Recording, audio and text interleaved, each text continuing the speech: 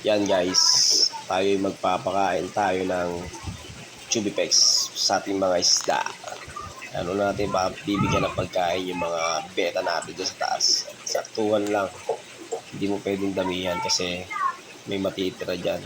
Pwede silang magkasakit dyan pag may natira dyan kasi yung bacteria. Yan, pwede silang mamatay. Pupulyot sila dun sa loob.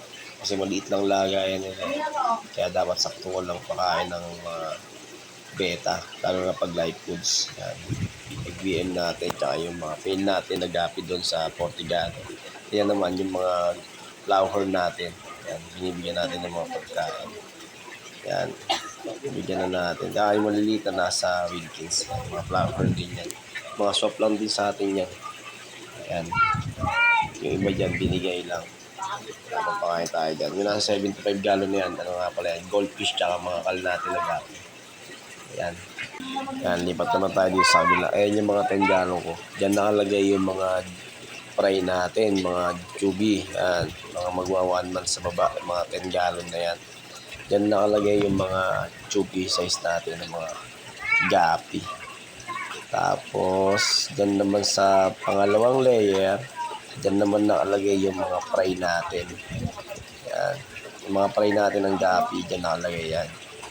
Kasi binubukod natin para mas marami. Tsaka nilalagyan natin ng cage para hindi sila kainin. Panigurado na rin. Yan.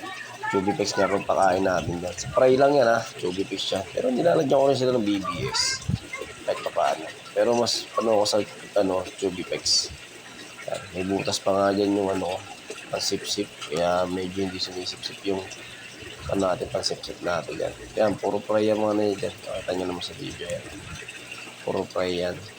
Kaya pwede kayo mag-walk-in sa akin. Marami tayo. Yan naman yung mga breeder natin. Yan, mga Blue Dragon, Blue Mosco, ABM, tapos RDSS. Yan, misis ko. Tamang kalikot lang sa nilagay na yung mga pangalan. Kasi pag may mga nagtatanong sa akin, nalilito rin ako sa mga isda ako eh. Kaya nalagyan ko ng mga pangalan yan para makita nila kung anong isda yan, kung anong strength ba. Nalagyan na namin ng mga pangalan. Dami rin yan. Siguro mga 15 strength din yung hawak ko na yan. Hindi ko alam, magdabami yung isda ko ng dyan. Siguro addict na rin sa pagbili ng isda.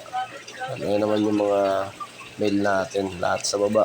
Kasi ng 50 gallon. Naka-divider yan ng 50 gallon.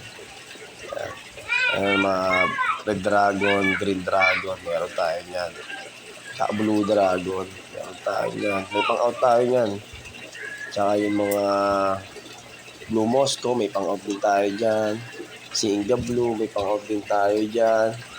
ABM, HB Pastel, may mga pang-out din tayo dyan. Medyo patapos na yung video ko dito guys. Ayan, nawala na si Boy. Papain na sa rectab. Ayos. Kaya guys, supportan nyo nga ang Facebook, share, malaking bagay na yan para ma-monetize ako. Tsaka support na rin ang ating YouTube channel guys. Huwag nyo nang kakalimutan mag-like at mag-share guys. Tamang angat na lang ako dyan. Salamat guys. Love you. Mwah.